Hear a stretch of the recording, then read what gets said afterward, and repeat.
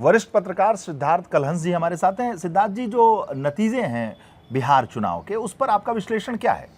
देखिए, बिहार चुनाव के नतीजों ने भारत की संसदीय राजनीति के बारे में पहले से प्रचलित कई सारी धारणाओं को ध्वस्त किया। जी। एक धारणा ये होती है कि कोई एंटी इनकम्बेंसी या सत्ता विरोधी रुझान जैसी चीज़ होती है, ठीक है। और उसका असर होता है और सत्ता बदल जाती है। ठीक बात है। इस रुझान को ध्वस्त किया, जी।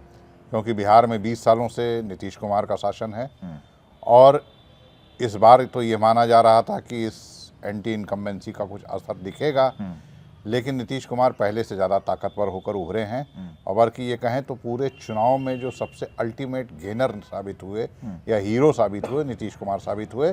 पिछले बार जीती हुई सीटों के 2 गुने के करीब करीब सीटें वो अब तक रुझानों के मुताबिक जीत चुके हैं। दूसरा, भारत की राजनीति में तीसरे कोण की किसी भी संभावनाओं को अब इस चुनाव ने ये खारिज कर दिया है, और अब ये साबित हो गया है कि भारत की संसदीय राजनीति में तीसरे कोण की संभावनाएं ना के बराबर हैं। लगातार राज्य दर राज्य जो नतीजे आए हैं, और उसमें जो सबसे ताबूत में आखिरी कील ठोकी है वो बिहार ने ठोक दी है। कोई तीसरा कोण नहीं।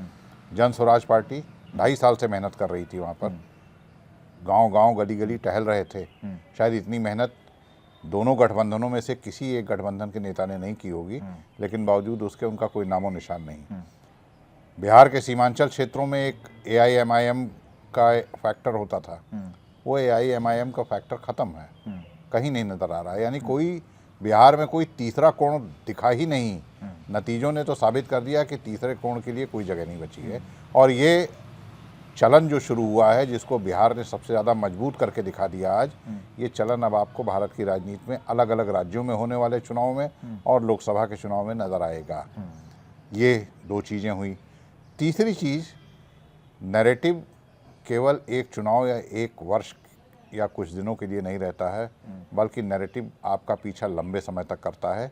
जंगल राज का नैरेटिव महागठबंधन के साथ जुड़ा रहा, और वो आज 20 साल से महागठबंधन की प्रमुख पार्टी RJD सत्ता में नहीं है, लेकिन उस नैरेटिव को ख़त्म कर पाने में सफल नहीं हो सके। वो नैरेटिव आज भी मतदाताओं के बीच में कायम रहा। तो चुनाव दर चुनाव नए नैरेटिव गढ़ने की ज़रूरत नहीं है। अगर कोई मजबूत पुराना नैरेटिव है और उसका असर जनता के बीच में रहा है, तो वो नैरेटिव आगे भी कंटिन्यू हो सकता है। और ये बहुत बड़ी चेतावनी है आने वाले समय में हिंदी भाषी कई राज्यों के चुनावों के लिए, कि अगर विपक्ष ये किसी दल के खिलाफ कोई नैरेटिव पूर्व में काम करता रहा तो वो आगे भी काम करेगा। तो इस तरह से 2-3 बहुत बड़े नतीजे हैं जो बिहार के चुनाव ने दिए हैं, जो रिजल्ट आ रहा है। और अच्छा, जो तेजस्वी का जो फेस था, जो उनकी मेहनत थी, जो युवा चेहरा था, नौकरी देने की जो उनकी बातें थीं, और जो उन्होंने उप मुख्यमंत्री के तौर पर काम किया था, इसका बहुत प्रचार किया गया तेजस्वी के द्वारा, अखिलेश जी के द्वारा, और तेजस्वी के साथ साथ महागठबंधन के अन्य लोगों के द्वारा भी। इसका असर क्यों नहीं हुआ? देखिए, अगर नतीजे बिहार के देखें आप, तो ठीक है कि सबसे बड़े हीरो बन के उभरे नीतीश कुमार, लेकिन सबसे बड़ा लूज़र अगर कोई हुआ है तो तेजस्वी हुए हैं। RJD के इतिहास में शायद ये दूसरी सबसे बड़ी हार RJD को देखनी पड़ी है, और वो भी तब जबकि तेजस्वी जैसा युवा नेतृत्व था, जबकि तेजस्वी के उप मुख्यमंत्री रहते हुए उनके कार्यकाल को की मार्केटिंग की गई थी, तब जबकि उनकी नौकरियों को का ज़बरदस्त प्रचार किया गया था कि वो इतनी नौकरियां देंगे, तब जबकि माना जा रहा था कि वो युवाओं के बीच एक बहुत बड़े सशक्त नेतृत्व हैं, तब जबकि माना जा रहा था कि वो बिहार से बेरोज़गारी ख़त्म करेंगे, तब जबकि उत्तर प्रदेश के पूर्व मुख्यमंत्री अखिलेश यादव जैसे एक बड़े चेहरे वो वहाँ पर कोई सीट पर चुनाव न लड़ते हुए भी पूरे दमखम के साथ चुनाव प्रचार कर रहे थे। तो ये एक बहुत बड़ा फेल्योर मैं मानूंगा कि तेजस्वी यादव की बातों पर भरोसा नहीं किया बिहार की जनता ने। तेजस्वी यादव अविश्वसनीय साबित हुए। और लेकिन मैं बिहार चुनाव में था, तेजस्वी ने जिस तरीके से मेहनत की, और जो जंगल राज का जो छाप था, वो तेजस्वी के ऊपर कोई दाग नहीं है। तेजस्वी ने जो सरकार चलाई उप मुख्यमंत्री के तौर पर, नौकरी मैन के तौर पर तेजस्वी को देखा गया, एक प्रोग्रेसिव लड़के के तौर पर देखा गया, राजनेता के तौर पर देखा गया, लेकिन चला क्यों नहीं जादू, ये समझ में नहीं आ रहा है। देखिए, मुझे ऐसा लगता है कि देखिए 2 नैरेटिव बनाए गए बिहार चुनाव में। एक कि तेजस्वी के आने पर जंगल राज लौटेगा। दूसरा, तेजस्वी ने बनाया। मतलब हम ये कहें कि लागी ना ही छूटे राम। हाँ, जो दूसरा, उनके पिताजी के जमाने का जंगल राज का एक टैग है, उस टैग को सही छुड़ा हो पाने में गलत हो नाकामयाब जो भी रहे। हो, लेकिन प्रधानमंत्री नरेंद्र मोदी हो, नीतीश जी हो, यानी इंडिया गठबंधन या महागठबंधन के ऊपर एनडीए ने थोप दिया कि ये आएंगे, संभल जाओ, जंगल राज आ जाएगा। निश्चित, वो निश्चित। 20 साल पुरानी बातें लोगों के जहन में, एक पीढ़ी बदल गई, जेनजी आ गया। उसके बाद भी लोगों ने हम कहें कि अमित शाह ने, मोदी ने, नीतीश ने एक तरीके से बोल बोल के याद दिला दिया। देखिए, एक आपको, जब आप बिहार के चुनाव में वहाँ पर दौरे कर रहे होंगे जी, तो आपको नीतीश के साथ साथ आपको तेजस्वी यादव के लिए लोगों में बड़ा उत्साह जोश दिखाई पड़ा होगा। जी, पूरा वो उत्साह जोश दिखता था और उससे ऐसा धारणा बनती थी कि नीतीश के को या एनडीए को अच्छी टक्कर दे रहे हैं। हो सकता है एनडीए को एज हो, लेकिन ये मुकाबला कांटे का होगा या बड़ा क्लोज फाइट होगी। बहुत। उसका एक कारण ये भी था कि आरजेडी या महागठबंधन का जो वोट बैंक था, उसमें आरजेडी को ही मैं मुख्य मानता हूँ। उस वोट बैंक के पास जो जातीय समीकरण है या धार्मिक जो समीकरण उसके पक्ष में है, यानी कि एमवाई फैक्टर जो बिहार से जाना जाता है, एमवाई फैक्टर राजनीतिक तौर पर बहुत जागरूक है। वो राजनीति में हमेशा फ्रंट लाइन पर रहता है। उसके लोग आपको ज़्यादा सक्रिय और एक्टिव दिखाई पड़ते हैं, फील्ड में सक्रिय नजर आते दिखेंगे, हैं, रैलियों में रहेंगे। एक छोटा सा आपको उदाहरण दूं कि जिस दिन प्रचार का आखिरी दिन था, अमित शाह जी की सभा अरवल में थी। जी, अरवल में सभा थी अमित शाह जी की। उस सभा में मैं भी जा रहा था अपने दिल्ली से आए हुए पत्रकारों के साथ, और जब मैं जा रहा तो अरवल पहुंचने से पहले 4 किलोमीटर सभा थी आरजेडी की, जिसमें अखिलेश जी भी थे और बाकी आरजेडी के तेजस्वी वगैरह का भी था। तो जब मैं उस सभा को क्रॉस कर रहा था तो 25 से 30 मिनट लग गए सड़क को क्रॉस करने में। इतनी भीड़ थी तेजस्वी अखिलेश जी की सभा में। चारों तरफ आरजेडी के झंडे, समाजवादी पार्टी के झंडे, सड़कों पर लोग, सभा स्थल पर लोग, अगल बगल लोग, महिलाएं, बच्चे, बूढ़े। जब वहाँ से 25 किलोमीटर दूर हम गए तो जब सभा पहुँचे अमित शाह जी की अरवल में, तो भीड़ का वो नज़ारा हमको देखने को नहीं मिला। मैं बहुत साफ तरीके से बोल रहा हूँ, बिल्कुल, बिना डरे सहमे। तो भाजपा के एक नेता जो लगाए गए थे, यूपी के नेता थे, विधायक थे यूपी के, नाम बताना जरूरी नहीं है, वो उनको वहाँ इंचार्ज बनाया गया था जी। तो उनसे कहे कि वीरेश भाई, अमित शाह जी की रैली जब खत्म हुई, कैसी है, सफल है, भीड़ है? हमने कहा भीड़ तो नहीं है भाई। अब बाकी तो अमित शाह जी हैं, गृह मंत्री हैं, पार्टी के स्टार प्रचारक हैं, बहुत बड़े नेता हैं, देश वही चला रहे हैं, तो उस हिसाब से तो इतनी भीड़ आ ही जानी चाहिए। उतनी भीड़ है। मैं इस भीड़ से, अगर आप कहेंगे कि मतलब आपको 100 में 100 नंबर दूं, तो अभी 4 किलोमीटर दूर आरजेडी की एक सभा थी, उस सभा में जितनी भीड़ थी उसकी 1/4 भीड़ नहीं है यहाँ पे। देखिए, ये जो बात हम लोग कह रहे थे कि अखिलेश जी की सभा हो, तेजस्वी की सभा हो, मैंने तेजस्वी की सभा कवर की, अखिलेश जी की सभा कवर की, प्रधानमंत्री की सभा कवर की, अमित शाह जी की सभा कवर की, ठीक। लेकिन जो भीड़ तेजस्वी, अखिलेश जी यानी महागठबंधन के रैलियों में थी, वो भीड़ भाजपा के बड़े बड़े नेताओं में के यहाँ देखने को नहीं मिली। और मैं एक बात आपको और भी बता दूं, पप्पू यादव ने प्रियंका गांधी की एक रैली की, उसी दिन रैली की जिस दिन प्रधानमंत्री की रैली थी। सेम समय पर प्रधानमंत्री की रैली, सेम समय पर पप्पू यादव ने रैली की प्रियंका गांधी की सहरसा में। मैं मौजूद था, उस शहर में मौजूद था, और मैं बताऊं कि पप्पू यादव और प्रियंका गांधी की रैली प्रधानमंत्री नरेंद्र मोदी की रैली से 19 नहीं थी, नहीं होगी, बिल्कुल नहीं मैं होगी। 21 नहीं कहूँगा, प्रधानमंत्री हैं, आदरणीय हैं, तो लेकिन मैं ये जरूर कहूँगा कि प्रियंका गांधी और पप्पू यादव की रैली समय एक, शहर एक, लेकिन प्रधानमंत्री नरेंद्र मोदी की रैली से वो 19 रैली नहीं थी। अब आप यहाँ देखें, बिहार में एमओई फैक्टर है ना, एमओई का मतलब 14, 17, 31, हाँ, 30, 31, यानी 30 बनाम 70 बिहार में जी का समीकरण है। हाँ। यहाँ जो 30 है वो 30 सड़क पे है, अच्छा, वो 30 मैदान में है। ओ, वहाँ जो 70 है, हाँ, उस 70 का अधिकांश हिस्सा अपने घरों में कैद है।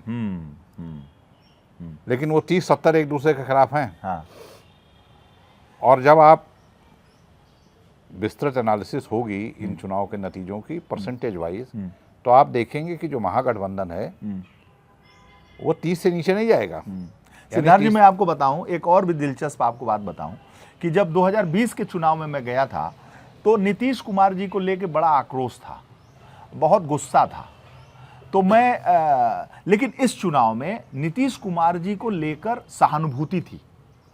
मैंने वीआईपी के प्रमुख जब मुकेश जी से बात की, मुकेश सहनी से बात की, तो उन्होंने कहा कि मैं नीतीश जी पे कुछ नहीं बोलूँगा, नीतीश जी का बढ़िया इलाज कराना चाहता हूँ, उनको अच्छे हॉस्पिटल में दिखाना चाहता हूँ, उनका ठीक ढंग से इलाज हो जाए, और बहुत तरस आता है। ठीक, यही बात गठबंधन, महागठबंधन के लोग रैली में भी बोल रहे थे, लेकिन ये अगेंस्ट जा रहा था। मैंने 20 में नीतीश जी के लिए गुस्सा देखा था, और इस बार के चुनाव में नीतीश कुमार के लिए सहानुभूति देखी थी। और मैं इसी सहानुभूति को देख के मैं दरभंगा और कई जगह से जब मैं आया, तो आपको मैं बताऊं, एक बड़ा दिलचस्प बात बताऊं कि वहां से आया तो मैं एक बड़े नेता को, मैंने, यूपी के बड़े नेता हैं, राष्ट्रीय मंत्री हैं, सुरेंद्र नागर, आप जानते होंगे। तो सुरेंद्र नागर जी को मैंने फ़ोन किया, मित्र हैं मेरे।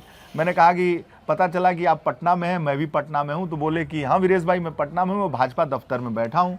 तो मैं कहा कि मैं आ रहा हूँ। तो मैं गया तो वो सुरेंद्र नागर जी बैठे थे और बिहार भाजपा के तमाम बड़े नेता बैठे थे। एक अमित शाह जी के भी सहयोगी बैठे थे, नाम बताना ठीक नहीं होगा, लेकिन बहुत बड़े सहयोगी हैं और स्ट्रेटजी बनाते हैं उनके लिए। तो मैं चूँकि सुरेंद्र नागर जी से मिलने गया था, तो मैं उनसे मिलते हुए मुखातिब हुआ। तो बोले कैसा रहा चुनाव, क्या है, कैसे है। तब तक मेरी नज़र अमित शाह जी के स्ट्रेटजिस्ट पे भी पड़ गई। तो अरे, हमने कहा अरे आप भी बैठे हैं, नमस्कार नमस्कार। हाँ, बोले क्या, बोले वीरेश भाई क्या रहा चुनाव। हमने कहा देखिए आप लोग चुनाव तो जीतेंगे, मैं सही बता रहा हूँ। ये बात मैंने समाजवादी पार्टी के एक बड़े नेता का मेरे पास चुनाव में फ़ोन आया, तो मैंने कहा कि देखिए मैं कभी भी फर्जी बात करने से मैं थोड़ा कतराता हूँ, क्योंकि 14 तारीख को तो रिजल्ट आ ही जाएगा। तो आप भी मुझे गाली देंगे, कहेंगे यार इससे क्या बात करूँ, ये केवल झूठ बोलता है। तो मैं, देखिए भाई साहब, झूठ नहीं बोलूँगा, जो मैंने महसूस किया है मैं बताऊँ। तो मैंने उनसे कहा कि नीतीश कुमार को लेकर 2020 में लोग बड़े गुस्से में थे, लेकिन नीतीश कुमार की जो सबसे बड़ी कमी थी कि अस्वस्थ हैं, भूल जाते हैं, उनको समझ में नहीं आता है, ये जो उनकी कमज़ोरी थी, मैं यूपी में बैठ के समझता था कि अब तो गयो, नीतीश तो गयो और नीतीश के साथ भाजपा भी गयो, लेकिन ये तो नीतीश कुमार की ताकत बन गई है।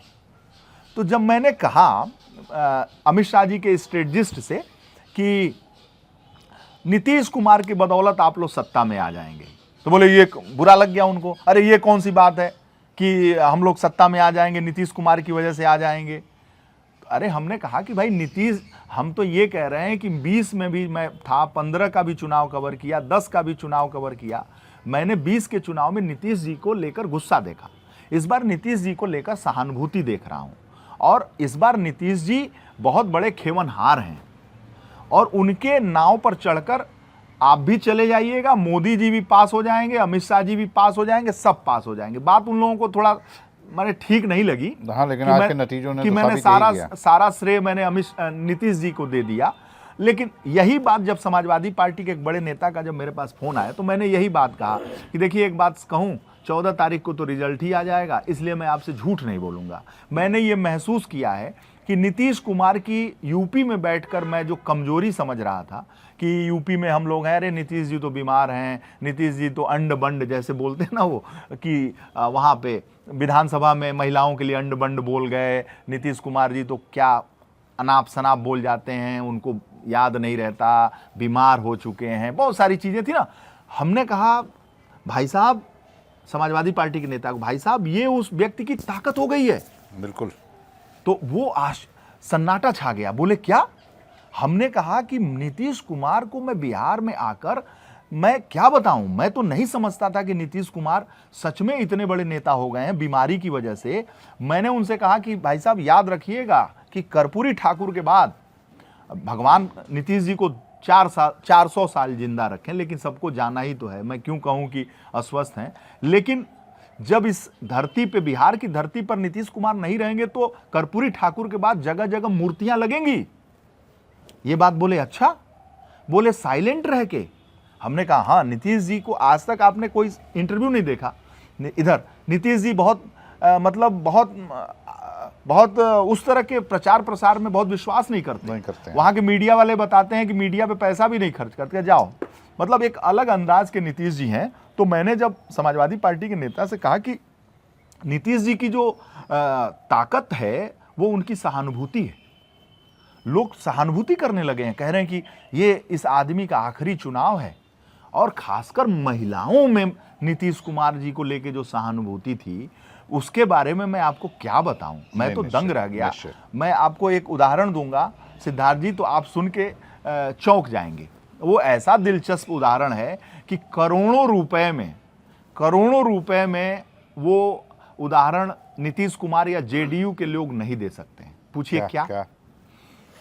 मैं एक महिला से ऐसे ही पूछ रहा था कि क्या है, तो उस महिला ने कहा कि नीतीश जी जो है ठीक नहीं कर रहे हैं।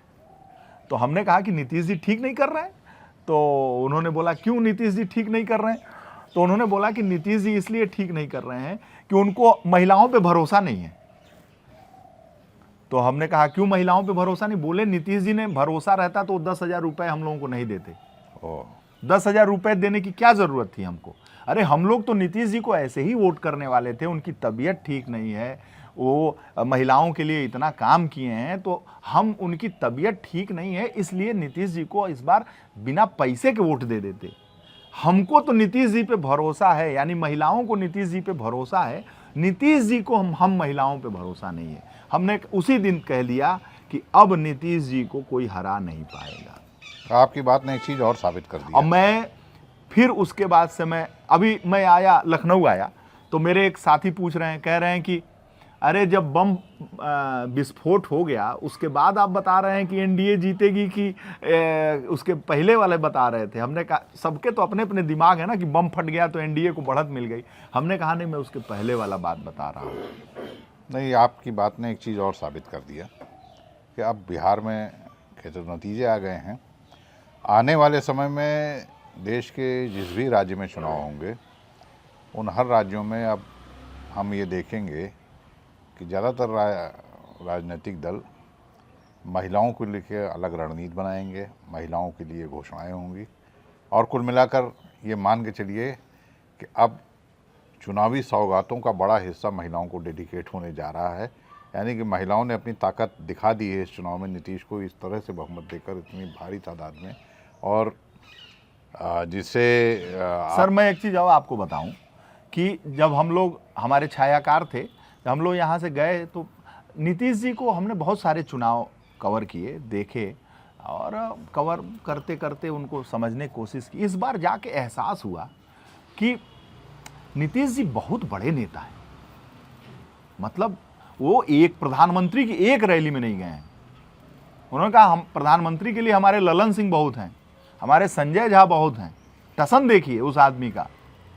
और किसी भी राजनीतिक व्यक्ति पे 3 आरोप बड़े गंभीर लगते हैं। एक परिवारवाद का आरोप लगता है, एक अर्थतंत्र का आरोप लगता है कि आर्थिक साम्राज्य इसने, आर्थिक भ्रष्टाचार इसने कर दिया, एक चारित्रिक पतन के आरोप लगते हैं। ये तीनों से नीतीश और नीतीश जी पे कोई कुछ भी कहे, कहने को तो कुछ भी कहे, लेकिन परिवारवाद का आरोप नहीं है उस व्यक्ति पे, आर्थिक तंत्र में एक एफआईआर नहीं है उस व्यक्ति पे। नहीं है। और इसी वजह से वो आदमी इतना टसन में है, उसने प्रधानमंत्री की एक रैली नहीं कवर की भाई, गया ही नहीं मंच पे। प्रधानमंत्री के रोड शो में मुख्यमंत्री बिहार नीतीश कुमार नहीं गए। अरे इनके लिए तो ललन सिंह बहुत हैं। तो मैंने जेडीयू के एक बड़े नेता से पूछा कि अरे यार ये प्रधानमंत्री जी घूम रहे हैं, आपके मुख्यमंत्री तो जा ही नहीं रहे। बोले इनके लिए तो हमारे ललन सिंह और संजय झा बहुत हैं। आज हमारे नीतीश जी, मैंने ये महसूस किया, आपको मैं बताऊं, मैंने महसूस किया कि इस देश के सभी राज्यों में हम लोग चुनाव कवर करने जाते हैं तो किसी से गठबंधन जब होता है तो वहां प्रधानमंत्री नरेंद्र मोदी बहुत आगे होते हैं, और उस राज्य का, चाहे वो भाजपा का नेता हो और चाहे वहां का किसी गठबंधन का मुख्यमंत्री हो, बहुत छोटा होता है। लेकिन मैंने इस बात को एहसास किया बिल्कुल कि बिहार के इस चुनाव में प्रधानमंत्री नरेंद्र मोदी, जो विश्व के सबसे बड़े नेताओं में से शुमार किए जाते हैं, बिहार में प्रधानमंत्री नरेंद्र मोदी से ज्यादा की हैसियत नीतीश कुमार की आम जनता में देखने को मुझे मिली। और नीतीश ने इस बात को उनकी रैलियों में न जाके, उनकी रोड शो में न जाके ये बता दिया कि मैं एक स्वतंत्र, एक स्वायत्तशासी संस्था हूं, एक व्यक्ति हूं, और मेरी अपनी हैसियत, मेरी अपनी औकात और मेरी अपनी तपस्या है। आप प्रधानमंत्री हैं और मेरे गठबंधन के सबसे बड़े नेता हैं, लेकिन आपके रोड शो और रैली में ललन सिंह और संजय झा जाएंगे, जो मेरे दूसरे दर्जे के नेता हैं। मैं अपना समय बर्बाद नहीं करूंगा। अगर मैं अपने समय को लगाऊंगा एनडीए गठबंधन के लिए, तो मैं ज्यादा उपयोगी साबित होऊंगा। आज सवाल पूछने का दिन वैसे तो आपका है, लेकिन अब एक सवाल मैं भी आपसे पूछ लेता हूं, दर्शकों के लिए ज़रूरी है। क्या नीतीश कुमार की जो छवि पहले से है और इस चुनाव ने और निखर के सामने आई है, और जो नतीजे आए हैं नीतीश कुमार के, क्या आपको ऐसा लगता है कि नीतीश कुमार राज्य में तो अब न्यूमरो यूनो जिसे कहते हैं ना, एकमात्र ताकतवर व्यक्ति, क्या देश की राजनीति में अब नीतीश कुमार की प्रासंगिकता और नीतीश कुमार का कद और ऊपर बढ़ जाएगा इस चुनाव में? नहीं, नीतीश कुमार की प्रासंगिकता, नीतीश कुमार की सार्थकता बिहार तक है। पूरे देश में नरेंद्र मोदी का कोई मुकाबला नहीं। वहां पूरे देश की लड़ाई तो नरेंद्र मोदी वर्सेस राहुल गांधी है। यूपी में आएंगे तो नरेंद्र मोदी वर्सेस अखिलेश यादव है। लेकिन मैं बिहार के पृष्ठभूमि पे बात कर रहा हूं कि बिहार की पृष्ठभूमि में नीतीश कुमार जी की प्रासंगिकता, सार्थकता, उपयोगिता, हैसियत और औकात नरेंद्र मोदी जी से ज्यादा है, कम नहीं है। और ये अगले चुनाव तक बनी रहेगी? ये कभी तक बनी रहेगी। राजनीति में सब कुछ बदलता रहता है। अगले चुनाव में कितना स्वास्थ्य ठीक रहेगा, उनके स्वास्थ्य खराब है, इससे इनकार तो नहीं किया जा सकता। बिल्कुल नहीं किया जा सकता। स्वास्थ्य, उम्र बढ़ती जा रही है तो उन उम्र का क्या होगा, ये कोई नहीं बता सकता। लेकिन लोगों के दिलों में नीतीश कुमार बहुत बड़े नेता हैं। ये बिहार की धरती पर जाकर एहसास हुआ कि जो आदमी 20 साल मुख्यमंत्री रहा हो और आज भी उसको गाली देने वाला कोई नहीं। तो बिहार का इतना दौरा करने के बाद क्या आपने ये पाया कि स्वास्थ्य जनित जो सहानुभूति है, हाँ, इसका इस चुनावी जीत में बड़ा मेजर? अरे बाप रे, मुझे लगता है यही कारण है। मतलब जो महागठबंधन के लोग भाषण दे रहे थे, मेरे इंटरव्यू में मुकेश सहनी ने कहा कि हम सबसे अच्छा इलाज कराएंगे, हम तो चाहते हैं कि हम उनका इलाज कराएं, बढ़िया से बढ़िया हॉस्पिटल में ले जाएं। ये काउंटर प्रोडक्टिव हो गया। अब सुनिए, अब वो हमसे कह रहे हैं, जैसे हम लग रहा है कि एकदम बौक हैं, मूर्ख हैं। मुकेश सहनी एक बार मंत्री रहे हैं, किसके मंत्रिमंडल में? नीतीश जी के मंत्रिमंडल में, ठीक। हाँ, अब नीतीश जी क्या है? 20 साल से मुख्यमंत्री, ठीक। एक पार्टी के क्या हैं? मुकेश सहनी की 10 गुनी बड़ी पार्टी के अध्यक्ष हैं वो। मतलब व्यवहारिक रूप से तो वही अध्यक्ष हैं, बाकी अध्यक्ष संजय झा हो चाहे कोई हो। हाँ, वो एनडीए कोऑर्डिनेटर रहा है देश के। समझे? तो अब माने इससे आप तो यही लग रहा है ना कि आप व्यंग कर रहे हो, तंज कस रहे हो। अरे पूर्व मुख्यमंत्री, वर्तमान मुख्यमंत्री को इस देश में किसी भी डॉक्टर से सुविधा कराने की, इलाज कराने की सुविधा उपलब्ध है। कौन ऐसा हिंदुस्तान का ऐसा डॉक्टर नहीं है कि किसी भी मुख्यमंत्री का इलाज करने वो फ्री में न चला जाए, उसका वो सौभाग्य होगा। तो ये कहना कि हम इलाज कराएंगे, इसने भी नुकसान किया होगा। माने मुझे लगता है कि बहुत इनको फायदा नहीं किया। लोग मजाक में लेने लगे ना, ये मजाक में लेने लगे ना। जैसे मैं कहूं कि मैं आपको कागज भी दूंगा और मैं आपको कलम भी दूंगा, मैं चाहता हूं दूंगा। आप 40 साल से पत्रकारिता कर रहे हैं, हमसे आप सीनियर हैं, और हम आपको बताएं कि कागज भी देंगे, कलम भी देंगे। अरे 40 साल से इतनी तपस्या तो आपके पास होगी ना कि कागज भी उपलब्ध हो जाए, कलम भी उपलब्ध हो जाए? नहीं होगी? निश्चित।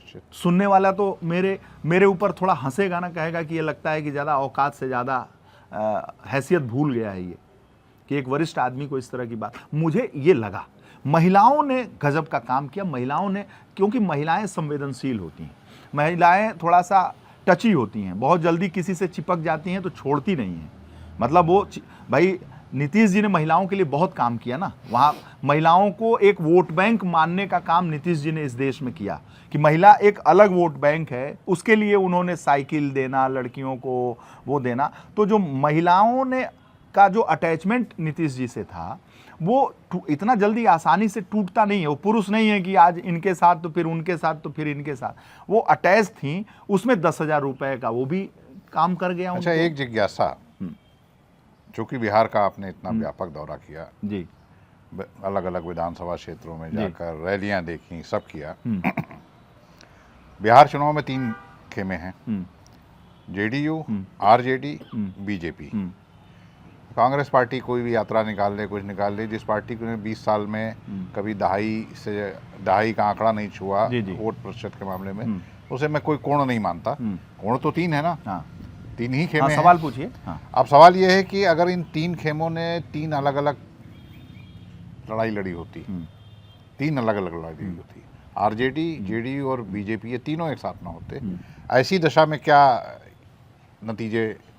आरजेडी, बीजेपी और जेडीयू तीनों अगर अलग अलग थे, नीतीश कुमार नंबर 1 होते। ये जीत जो है, ये जीत मैं नरेंद्र मोदी, अमित शाह, भाजपा की जीत से बड़ी जीत मानता हूं। नीतीश कुमार, बिल्कुल, मैं आपसे इस मामले में पूरी तरह सहमत हूं। अगर नीतीश कुमार नहीं होते, मैं आपको बताऊं, तो आरजेडी तेजस्वी यादव का ये हस्र नहीं होता। आपको बिल्कुल नहीं होता। देखिए, मैं एक चीज मैं लोगों से कहता हूं, मैं समाजवादी पार्टी के लोगों से कहता हूं, मैं समाजवादी पार्टी के नेताओं से कहता हूं, मैं आरजेडी के नेताओं से कहता हूं, मैं कांग्रेस के नेताओं से कहता हूं कि वार लेवल पे काम क्या होता है, ऑफिसेज में सीईओ के जैसे काम कैसे होता है कि एक सीईओ बैठा हुआ है, केबिन बना हुआ है, हर जगह काम हो रहा है, हर जगह कोई ना कोई पार्टी के चुनाव के लिए स्ट्रेटजी बन रही है।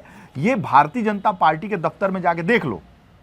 अब मैं पटना के बिहार दफ्तर में गया, बाहर से आए हुए प्रवासियों का कक्ष, आईटी सेल, अंतर्राष्ट्रीय मामलों का सेल, राष्ट्रीय मामलों का सेल, हेलीकॉप्टर विभाग, चार्टर्ड विमान विभाग, हाँ, खान पान विभाग, सोने का विभाग, जगने का विभाग, और हर विभाग में अगर दरवाजा खोले आप तो 10 लोग बैठ के कंप्यूटर पे टक टक टक टक कर रहे हैं। सीरियस लगेगा कि कोई कंपनी चल रही है, सीईओ बैठा हुआ है और सीईओ के तौर पर वो वॉच कर रहा है और अपने लोगों को लगाया हुआ है प्रोफेशनली। किसी भी दफ्तर में मैं कहता हूं कि देश के, हम लोग दिल्ली में भी पत्रकारिता किए और हर दफ्तर में आज भी जाते हैं और पहले भी जाके काम किए हैं। देश के सबसे बड़े राज्य उत्तर प्रदेश में भी पत्रकारिता करते हैं और हर दफ्तर में जाते हैं। हम लोग तो आप कह सकते हैं ना कि किसी दल से विशेष से बढ़े हुए पत्रकार नहीं है, कोई नहीं कह सकता कि ये फलनवा का आदमी है। तो आप तो हम लोगों के सीनियर है ना। हर दफ्तर में मैं जाता हूं और हर दफ्तर में ये कहता हूं कि एक बार भाजपा के दफ्तर जाके देख लो। तो मैं ये जब ये कह रहा हूं कि भाजपा का दफ्तर देख लो कि वो टेक्निकली बहुत तरीके से प्रोफेशनली काम करते हैं, तो मैं ये कहना चाह रहा हूं कि बिहार में भारतीय जनता पार्टी ने फैसिलिटेट करने का काम किया, भारतीय जनता पार्टी ने संसाधन देने का काम किया, भारतीय जनता पार्टी ने चार्टर्ड प्लेन, हेलीकॉप्टर, सुविधाओं को देने का काम किया और उन सुविधाओं का उपयोग करके जेडीयू और एनडीए कह लें, पूरा एनडीए ने उसको गोल में तब्दील कर दिया। ठीक, तो मैं ये कह रहा हूं कि सेंटर फॉरवर्ड फुटबॉल और हॉकी आप खेले होंगे जी, तो आपने मोहम्मद शाहिद का ज़माना देखा होगा और बहुत सारे सेंटर फॉरवर्ड का ज़माना आपने देखा होगा कि वो सेंटर फॉरवर्ड थे। तो गेंद बनाई गई और गोल में मारने का काम सेंटर फॉरवर्ड करता है। तो नीतीश कुमार इस बिहार के चुनाव के एनडीए के खिलाड़ी के तौर पर सेंटर फॉरवर्ड थे, वो फेस थे, गेंद आई, गोल गोल गोल। इसलिए मैं कह रहा हूं जिस दिन बारिश हो गई, एक बार बारिश हुई, 3 दिन बारिश हुई बिहार में, जी जी, ठीक, हेलीकॉप्टर नहीं उड़ रहे थे। जिस दिन बृजभूषण शरण सिंह के वो हेलीकॉप्टर खेत में गिर गया था, याद हो, उतारना पड़ा था, इमरजेंसी लैंडिंग हो गई थी। उस दिन गाड़ियां लोग तो जा रहे थे प्रचार में, लेकिन हेलीकॉप्टर, हवाई जहाज, चार्टर्ड प्लेन नहीं चल रहा था। नीतीश जी टैक्सी, तेजस्वी यादव जी, इसको आरजेडी वाले और समाजवादी अब इसको कह रही प्रचार किया जा रहा है। प्रचार, अरे भाई जरा सच सुनने की हैसियत रखो। मैं ये नहीं कह रहा हूं कि आप में प्रतिभा नहीं है, क्षमता नहीं है, आपसे ज्यादा उत्साही कार्यकर्ता किसी के पास नहीं है। आरजेडी के पास जो कार्यकर्ता हैं, समाजवादी पार्टी के पास जो कार्यकर्ता हैं, अपने नेता के लिए मर मिटने की जो तमन्ना और लालसा है, वो भाजपा के कार्यकर्ताओं में जीरो है। कांग्रेस के पास नहीं है है ही नहीं। कांग्रेस में तो धरती नहीं। 100 फीट खोद देंगे तो भी नहीं मिलेगा। हाँ, मिलेगा ही नहीं। लेकिन मैं कहना इनसे ये चाह रहा था कि भैया, मैंने कहा तेजस्वी यादव एकदम नौजवान आदमी है, 35, 36, 37 की उम्र होगी, इससे कम होगी, और नौजवान आदमी है। वो उस दिन नहीं उड़े, हेलीकॉप्टर का इंतजार कर रहे थे। नीतीश जी ने, और नीतीश जी ने 6 रैली, और जानते हैं किससे चलते हैं? कार और नहीं, आज का जमाना है ना, बड़े छोटे छोटे नेता फॉर्च्यूनर और उससे चलते हैं। किससे? इनोवा से। हाँ। नीतीश जी आज भी टाटा सफारी से चलते हैं। टाटा सफारी से चल के 6 रैली कर दिया उन्होंने। जब मैंने आरजेडी और समाजवादी पार्टी के लोगों से कहा कि देखो यार, नीतीश जी इस उम्र में कर दिए, तो एक उसमें हमसे चढ़ गया, कहे आप तो कह रहे हैं कि चढ़ गया, ये तो दुष्प्रचार कर रहे हैं। हमने कहा तब इसी में खुश रहो, जाओ। सही बात बोलने से बुरा लग रहा तो इसमें खुश रहो। 14 तारीख को जब रिजल्ट आ जाएगा तो ठंडा हो जाओगे। लेकिन बिहार के जो नतीजे आए हैं, जो रुझान जिस तरह से दिख रहे हैं, और वही करीब करीब 19-20 नतीजे हैं,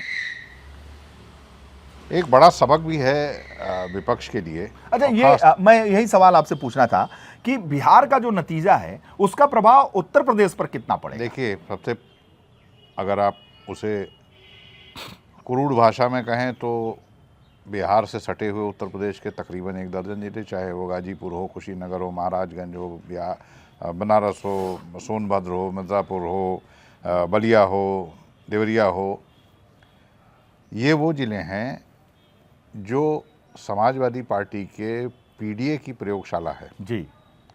समाजवादी पार्टी को बहुत उम्मीद है। हाँ, पूर्वांचल के इन जिलों से बहुत उम्मीद है। बहुत उम्मीद है। और इनमें से कुछ जिले 2022 में बुरी तरह से हारने के बावजूद कुछ जिलों में तो क्लीन स्वीप करीब किया। हाँ, बाहर जो 2022 का आखिरी चरण था, उसमें कई जिलों में उसने क्लीन स्वीप कर समाजवादी दिया। पार्टी ने गाजीपुर ले लीजिए, बहुत अच्छा रोल, एक 1- अगर एक छोड़ दीजिए तो बलिया पूरा, तो ऐसे कई आप जिले हैं। आजमगढ़ को देख लीजिए, जौनपुर को देख लीजिए, क्लीन स्वीप किया। हाँ, पूरा जो आखिरी चरण था यूपी का चुनाव, वो तो समाजवादी पार्टी का चुनाव था, वो पूर्वांचल का सीट। अब इससे सटे हुए आप बिहार के उन जिलों के नतीजे देख लीजिए, आरा, छपरा, सीवान, जितना पूरा इलाका है वहाँ से सटा हुआ, उन जगहों पर आप देखिए कि एनडीए कैसा परफॉर्म कर रही है, बहुत बेहतरीन परफॉर्म कर रही है।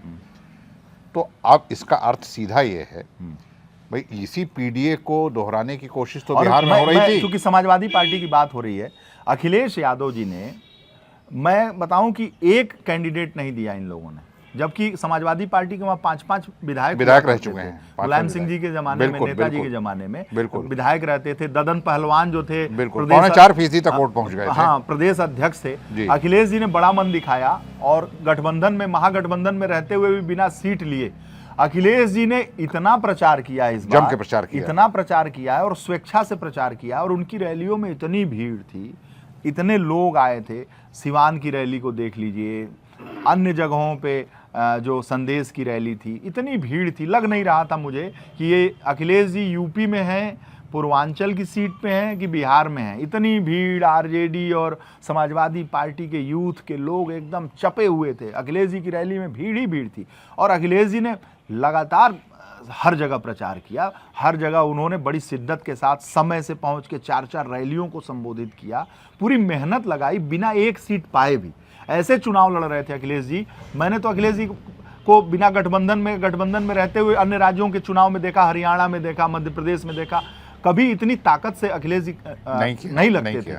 लेकिन अखिलेश जी ने बहुत अपने मन से प्रचार किया, बहुत लगातार वो सोशल मीडिया के माध्यम से, बयानों के उनको माध्यम लग रहा, से अखिलेश जी लग रहा था कि तेजस्वी यादव के बड़े भाई की तरह, अनुभवी भाई के तौर पर, एक पूर्व मुख्यमंत्री और देश की तीसरी सबसे बड़ी पार्टी के राष्ट्रीय अध्यक्ष के वो पूरा कवर फायर लिए हुए थे और फायर अपने कवर फायर कवर किया। आपने फायर। सही शब्द का प्रयोग किया, कवर फायर किए हुए थे। और आप देखिए प्रेस कॉन्फ्रेंस करके भी उन्होंने कल यहाँ माहौल बनाया कि तेजस्वी की सरकार बनेगी, लेकिन अखिलेश जी ने कभी कुछ नहीं छोड़ा। अब यही नतीजे जो आए हैं, हाँ इन नतीजों ने एक चीज तो साबित किया, जी, MOI वहां भी है, MOI यहाँ भी है। हाँ वहां वो तेजस्वी के साथ था, यहाँ अखिलेश यादव के साथ है। हाँ चाहिए क्या? हम्म, चाहिए बहुत ज़्यादा नहीं, लेकिन अन्य पिछड़ा वर्ग की 5 से 10% वोटों को अपनी तरफ पाले में लाना, जो बिहार में नाकामयाब रहे। उत्तर प्रदेश में कैसे कामयाब होंगे, सर इस मैं बात एक को बात सोचना सर होगा। एक बात बताऊं, मैं थोड़ा यूपी की स्थिति बिहार से अलग मानता हूं। बिहार से इसलिए अलग मानता हूं कि बिहार में जो अति पिछड़ा है उसके उत्थान, अति पिछड़ा एक वोट बैंक है, इसे बनाने का काम, सोशल इंजीनियरिंग का काम ही नीतीश कुमार का है। नीतीश कुमार ने अति पिछड़ों के दम पर 20 साल मुख्यमंत्री, किया, और इस बार भी जो वो सत्ता में आए अति पिछड़ों ने उनका साथ दिया है। जो जिस बिरादरी के, कुर्मी बिरादरी के नीतीश जी हैं, उसका वोट प्रतिशत बहुत ज्यादा बिहार में नहीं है। नहीं है, 4%। अपनी छवि और अपनी बिरादरी और साथ साथ अति पिछड़ों का एक बड़ा चंक लेके वहां पर नीतीश जी अति पिछड़ों के सबसे बड़े नेता हैं। यूपी में अति पिछड़ों का एकाधिकार वाला कोई नेता भाजपा के पास नहीं है। ये अखिलेश जी को बहुत बड़ा फायदा है। लेकिन अब इसमें मैं एक चीज और खाली बोल के चुप हो जाऊंगा। जी। अति पिछड़े अब तक 14 से लेकर 17, 14, 17, 19, 22, 24 में थोड़ा डगमगाए तो स्थिति खराब हो गई। अभी तक वो भाजपा के साथ थे, बड़ी संख्या में 24 में थोड़ा गए। अब यहां अति पिछड़े किसके तरफ आते हैं, यही सरकार बनाएगा। आपके पास ही इसका जवाब है जी। आपने अभी कहा कि चुनाव जीतने की मशीनरी, चुनाव जीतने के लिए तकनीक का प्रयोग, चुनाव जीतने का मतलब एक जो सिद्धहस्त जी। कार्यप्रणाली है, वो भारतीय जनता पार्टी से सीखना चाहिए हाँ। उनको। वही भारतीय जनता पार्टी जाति जनगणना की घोषणा कर चुकी है। वही भारतीय जनता पार्टी बिहार में जाकर कहती है कि सम्राट चौधरी को बड़ा आदमी बनाएंगे। यानी कि वही भारतीय जनता पार्टी ये जान चुकी है और इस बात का प्रयोग करती जा रही है कि पिछड़ों और दलितों के दम पर हम सत्ता में लंबे समय तक बरकरार रहेंगे। जी। तो भारतीय जनता पार्टी से आप ऐसी उम्मीद क्यों नहीं कर सकते हैं कि भारतीय जनता पार्टी इसी उत्तर प्रदेश में एक बार फिर से अपनी पुरानी रवानगी को पकड़ने के लिए, उसी तरह की दमदार वापसी करने के लिए सत्ता में कोर्स करेक्शन नहीं कर सकती है? क्यों नहीं भारतीय जनता पार्टी, अगर यही भारतीय जनता पार्टी जाति जनगणना करा सकती है, जो कि पिछड़ों की मांग है ना, दलितों की तो जनगणना होती ही है, पिछड़ों की मांग है। वही भारतीय जनता पार्टी बिहार में पूरी तौर पर लामबंद होकर खड़ी होती है ईबीसी के साथ। वो सम्राट चौधरी को कहती है हम तुम्हें बड़ा आदमी बनाएंगे। वो उनके तमाम जातीय अस्मिता के नाम पर खड़े दलों को अपने साथ लाती है। इसमें करेक्ट तो हो सकता है कि उत्तर प्रदेश में भी भारतीय जनता पार्टी के पास कोई ऐसा प्लान होगा। देखिए, मैं अपने सोर्सेज से आपको बता दूं, जिससे वो पिछड़ों को अपने पाले में कर सके। मैं अपने सोर्सेज से आपको बता दूं, पिछड़े केशव मौर्य जी उप मुख्यमंत्री हैं, ठीक। स्वतंत्र देव जी बहुत बड़े विभाग के मंत्री हैं, ठीक। योगी जी मुख्यमंत्री हैं और पाठक जी उप मुख्यमंत्री हैं। मैं आपको आज बता दे रहा हूं, जिस तरफ आप इशारा कर रहे हैं कि क्यों नहीं कर सकता, क्यों नहीं बदल सकता, क्यों नहीं पिछड़ा, मैं कोई ब्रह्मा का भाई नहीं हूं, ठीक है ना, और न मैं कोई बहुत बड़ा प्रकांड ज्योतिषी हूं, लेकिन जिधर आप इशारा कर रहे हैं वो 27 तक नहीं होगा। आपसे कम उम्र में हूं, पत्रकारिता में भी आपसे जूनियर हूं, लेकिन मैं अपने अनुभव से बता रहा हूं ये कोई प्रयोग नहीं होगा। योगी आदित्यनाथ 2027 तक मुख्यमंत्री मैंने ये कतई, मुझे भी मालूम है कि योगी आदित्यनाथ को भारतीय जनता पार्टी बरकरार रखेगी, 2027 क्योंकि उनकी स्वीकार्यता है रहे। देखिए, लेकिन सुनिए भारतीय जनता पार्टी के पास, भारतीय जनता पार्टी के आप पास इशारों में बात कर रहे थे। नहीं, मैंने साफ कह दिया, भारतीय 2027 तक भारतीय मुख्यमंत्री योगी आदित्यनाथ मुख्यमंत्री रहेंगे रहेंगे रहेंगे। बिल्कुल रहेंगे। भारतीय जनता आप पार्टी इशारा कर रहे थे ना भारतीय जनता पार्टी के ऐसा पास कोई प्रयोग कर सकता है, वैसे हम तो इतना बड़ा हम स्पष्ट बोलने वाले हैं, इसलिए मैंने बोल दिया। नहीं, भारतीय जनता पार्टी के पास बाकी तो अभी उत्तर प्रदेश में सुनिए, बाकी तो ना मैं मोदी जी हूं ना अमित शाह हूं, ना भारतीय जनता पार्टी का हाईकमान, भारतीय जनता पार्टी ब्रह्मा का भाई हूं, क्या हो जाएगा। लेकिन अपनी समझ से मैं ये कह सकता हूं, आपकी समझ एकदम दुरुस्त है, मैं उससे पूरी तरह से सहमत हूं। लेकिन भारतीय जनता पार्टी के पास अभी भारतीय जनता पार्टी को उत्तर प्रदेश में अध्यक्ष बनाना है, भारतीय जनता पार्टी को राष्ट्रीय अध्यक्ष बनाना है। भारतीय जनता पार्टी इस कवायद से गुजर रही है कि उसे उत्तर प्रदेश का प्रभारी, सह प्रभारी और संगठन तीनों चीजों में बदलाव करने हैं। भारतीय जनता पार्टी इन सभी स्थानों को ओपन फॉर बैकवर्ड कर सकती है। मेरा कहने का अर्थ ये है, ठीक है, करे। भारतीय जनता पार्टी सत्ता में है, लेकिन बिहार भारतीय जनता पार्टी को अभी 10 मैं एक चीज 10 कैबिनेट मंत्रियों की जगहें भरनी है। भारतीय जनता पार्टी को भी केंद्र में भी सवाल पूछा था, मैंने आपसे सवाल पूछा कि बिहार के इलेक्शन का यूपी के इलेक्शन पर क्या प्रभाव होगा। मैंने आपसे सवाल पूछा था, आपने जो जवाब दिया। अब ये सवाल अगर आप मुझसे पूछते तो मैं इसका जवाब ये देता कि यूपी का चुनाव बिहार के चुनाव पर बहुत कुछ आधारित था। पहली बात, एक समाजवादी पार्टी के बड़े नेता से मेरी जब बात हो रही थी तो उन्होंने कहा कि वीरेश भाई, अगर तेजस्वी की सरकार बिहार में बनती है तो हमारी गिनती 300 से शुरू होगी, 300 से। और मैं उनकी इस बात से मुतमईन था कि अगर तेजस्वी यादव की सरकार बिहार में बनती है तो यूपी में अखिलेश यादव को 2/3 बहुमत लाने से या उनके कॉन्फिडेंस लेवल को, उनके कार्यकर्ताओं के आत्मविश्वास को, उनके कॉन्फिडेंस लेवल को कि कोई रोक नहीं सकता था। नहीं, सत्ता में सीटें जितनी भी आए, लेकिन उनका आत्मबल बहुत हाई होता। 2015 में 14 में मोदी जी को ऐतिहासिक जीत मिली, भारत की सत्ता बदल गई। नहीं, ये बताइए 15 में बिहार होता कि नहीं, ये बताइए कॉन्फिडेंस हाई होता, 15 कि नहीं होता। 15 में बिहार में भारतीय जनता पार्टी को मुंह की खानी पड़ी थी, लेकिन बावजूद उसके 2017 में जब उत्तर प्रदेश में विधानसभा के चुनाव हुए तो समाजवादी पार्टी अपने सबसे न्यूनतम स्तर पर। बहुत अच्छी बात आपने कह दिया। मैं बहुत मुझे इससे संबंधित मेरे पास यादें हैं, इसलिए मैं आपको बताऊं। 2015 का चुनाव हुआ, हम लोग कवर करने गए, नीतीश जी और लालू जी मिलकर लड़ रहे थे और भारतीय जनता पार्टी बुरी तरीके से हारी।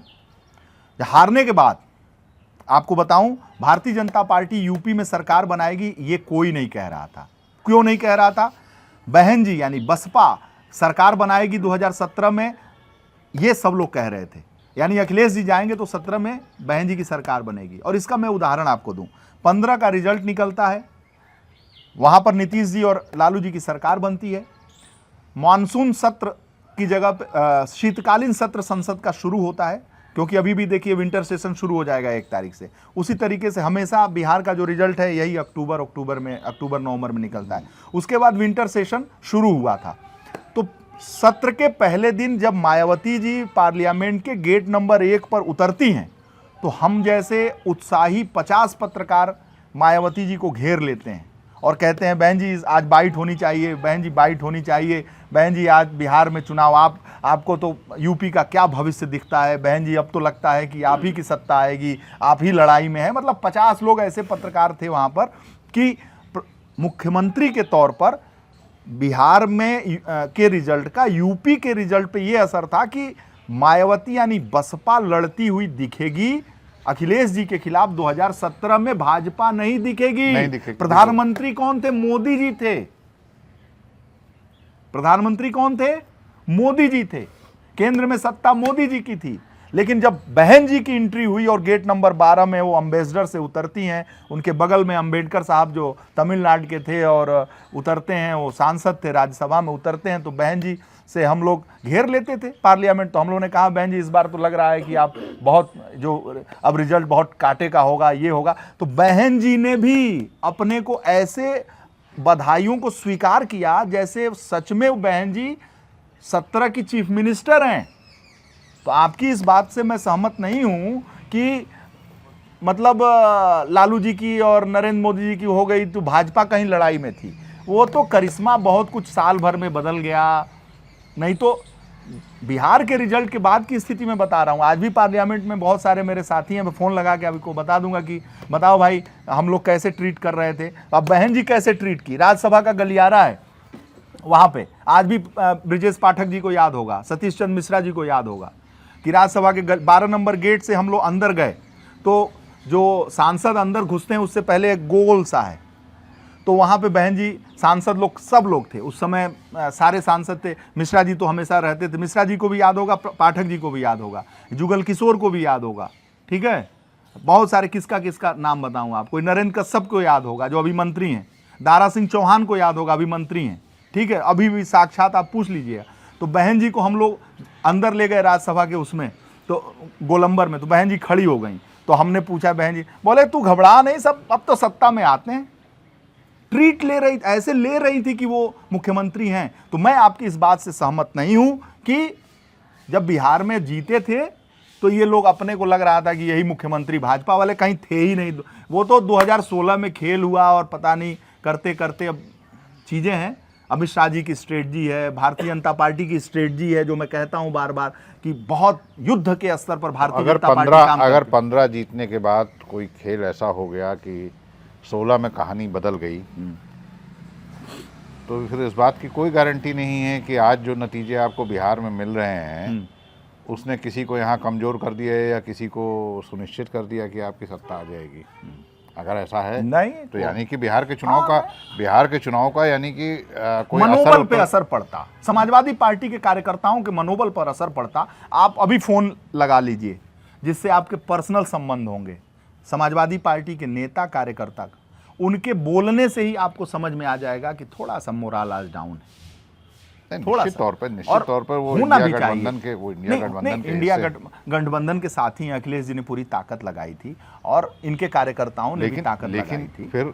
लेकिन फिर ये कह पाने में कोई मतलब पक्की तौर पर ये नहीं कह सकता है कि बिहार के जो नतीजे हैं उन नतीजों का कोई रिफ्लेक्शन आप उत्तर प्रदेश में एक्सपेक्ट कर सकते हैं। रिफ्लेक्शन है, रिफ्लेक्शन ये है कि भारतीय जनता पार्टी के कार्यकर्ताओं का मोराल गिर जाता, समाजवादी पार्टी के और गठबंधन के कार्यकर्ताओं का मोराल बढ़ जाता। और रिफ्लेक्शन ये, दूसरा रिफ्लेक्शन ये होता है कि बहुत आत्मविश्वास के साथ काम करते, मन के हारे हार है, मन के जीते जीत। और सबसे बड़ी बात यह मैं आपको बताऊं, लेकिन फिर यही आता है कि बिहार में तो अति पिछड़ों के सबसे बड़े नेता के तौर पर नीतीश कुमार ने भारतीय जनता पार्टी की नैया को खे दिया और सत्ता में ला दिया। लेकिन भारतीय जनता पार्टी में और भारतीय जनता पार्टी के गठबंधन में कोई भी इस कद का नेता नहीं है यूपी में जो नीतीश कुमार हो और उसके पास अति पिछड़े का इतना बड़ा वोट बैंक हो और इतना बड़ा लीडर हो। और दूसरा भी जवाब, इसलिए लड़ाई बड़ी जबरदस्त होगी यूपी में। दूसरा जवाब आप ही के पास है जी, और आप ही ने भी कहा जी,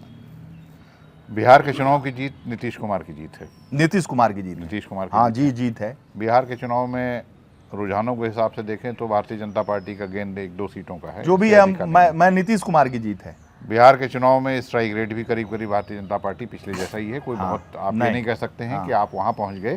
नीतीश कुमार 2 गुने से भी ज्यादा आगे बढ़ गए। फिर ऐसा कौन सा कारण है कि जो भारतीय जनता पार्टी के मनोबल को तो बहुत ऊंचा कर देगा? देखिए, बहुत ऊंचा नहीं कर देगा, लेकिन अगर वहां आरजेडी की सरकार बन जाती ना सर, तो आप ये तो समाजवादी पार्टी का मनोबल ऊंचा हो जाता ना। और ऊंचा नहीं होता है। आप देखिए, आप ही ने कहा और मैंने कहा कि जो समाजवादी पार्टी के कार्यकर्ता हैं जो एक बार में नारा लगाते हैं हुमच के कि भैया जिंदाबाद, तो वो 10 गुना तेज गति से और नारा लगाते भैया जिंदाबाद। मतलब उनके गूंज, जो विक्रमादित्य मार्ग की गूंज है, आज इतनी मिठाई वहां, इतने पटाखे फूटते कि जो 27 में, और वहां की गूंज रेसिप्रोकेट भी होता। फिर तेजस्वी भी तो यहाँ के उतना ही प्रचार करते हैं। विक्रमादित्य मार्ग की गूंज आज भारतीय जनता पार्टी के विधानसभा के सामने का कौन सा मार्ग है बताइए आप लोग? सर तो बहुत पुराने हैं। कौन सा? भारतीय जनता पार्टी का दफ्तर है वो कौन सा है? यहाँ लखनऊ में विधानसभा के सामने कौन से मार्ग पे? अंबेडकर मार्ग है, जो भी है। आज अभी इतने पटाखे होते कि हम लोग जब बैठ के बात कर रहे हैं, वहां की गूंज यहां सुनाई पड़ती और उसकी गूंज दिल्ली तक सुनाई पड़ती, क्योंकि उनके कार्यकर्ता अति उत्साही हैं। एक और, चूंकि बिहार का व्यापक दौरा आपने किया जी, जो काम अखिलेश यादव ने 22 से शुरू किया था, 24 में और बढ़ा दिया उसको। हाँ। उम्मीद की जाती है शायद 27 में और ज़्यादा वो दिखाई पड़े। वो तेजस्वी नहीं कर पाए।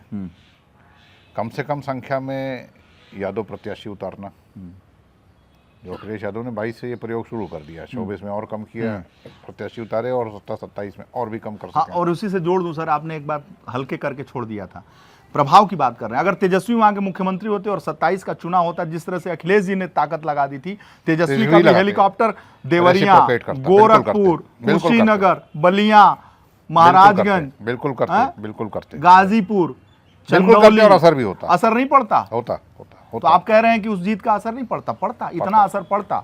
और यहाँ तो 1-2% का खेल हो जाता है, मन के हारे हारे, मन के जीते जीत। वहां पे अखिलेश यादव और समाजवादी पार्टी चढ़ के एकदम हुमच देते। अभी आपको मैं बताऊं तो मेरे ख्याल से एक बिंदु पर तो आप भी सहमत हैं और मैं भी वही कह रहा हूं कि बिहार के चुनावों का रेप्लिकेशन या बिहार के चुनावों का रिफ्लेक्शन कोई बहुत अधिक आपको उत्तर प्रदेश में नहीं दिखने मुझे दिख रहा है सर। हाँ, मुझे दिख रहा है, क्योंकि मोराल के लेवल पे मैं फील्ड में रहता हूं सर, आपको भी पता है। तो हम लोग चौक पे, चौराहों पर कार्यकर्ताओं के साथ, भाजपा के कार्यकर्ताओं के साथ, भैया का हलवा ठीक बा, भैया समाजवादी पार्टी के कार्यकर्ताओं के साथ, भैया सब ठीक है। हाँ, तो हम लोगों का जो समझने का जो खेल है ना, वो सब लेवल पे बराबर है और सब अपनी दिल की बात करते हैं, क्योंकि वो सब, हमारा और उनका संबंध जो है वो पत्रकार और नेता का संबंध नहीं रहे। बहुत सारे ऐसे समाजवादी पार्टी के कार्यकर्ता नेता हैं, भाजपा के हैं, कांग्रेस के हैं, बसपा के हैं, जिनसे हम लोगों के भाई, छोटे भाई, बड़े भाई, छोटे भाई वाले रिश्ते हैं। तो जब हम लोग बात करते हैं बिना कैमरे के ना, तो दिल की बात करते हैं, साथ में खाना, उठना, बैठना, तो हम लोग उनके दिल के चीज़ों को समझते हैं। अगर वो इतना अपने नेता अखिलेश यादव और समाजवादी पार्टी से वो प्यार करते हैं ना, इतना उनमें भक्ति है अखिलेश जी को लेकर, नेताजी को लेकर, वो भाजपा के कार्यकर्ताओं में नहीं देखने को मिलता है। पूछिए क्यों नहीं देखने को मिलता है? यहाँ इतना ज्ञान दे देते हैं ना, जो मंत्री बने हैं, भाजपा के जो नेता बने हैं, बड़े मंत्री जो बन गए हैं, वो इतना ज्ञान दे देंगे अपने नेताओं, कार्यकर्ताओं को, तो भाई कितना ज्ञान सुनेंगे। अभी मैं एक समाजवादी पार्टी के नेता का इंटरव्यू कर रहा था बनारस में। उन्होंने कहा कि नेताजी मुलायम सिंह और अखिलेश जी जिसके हैं उसके हैं, राइट या रॉन्ग। तो जब आप राइट और रॉन्ग, अच्छा सर ये बताइए, मेरा लड़का IIT पास कर जाए तो आपकी जरूरत है उसको प्लेसमेंट दिलाने की? आपकी जरूरत पड़ेगी? हम आएंगे कहेंगे कि उसकी नौकरी लगा दो, तो ऐसा प्लेसमेंट होगा कि करोड़ों का पैकेज पाएगा। जब लड़का कमजोर होगा, इधर का उधर का होगा, तब तो आएंगे जुगाड़ तंत्र में। बिल्कुल निश्चित। तो भाजपा वाले नेता क्या करेंगे? यही ज्ञान देंगे, बहुत ज्ञान दे देते हैं वो। तो वो इसलिए उनसे कार्यकर्ता नहीं जुड़ता है। मैं ऑन रिकॉर्ड बोल रहा हूं सर।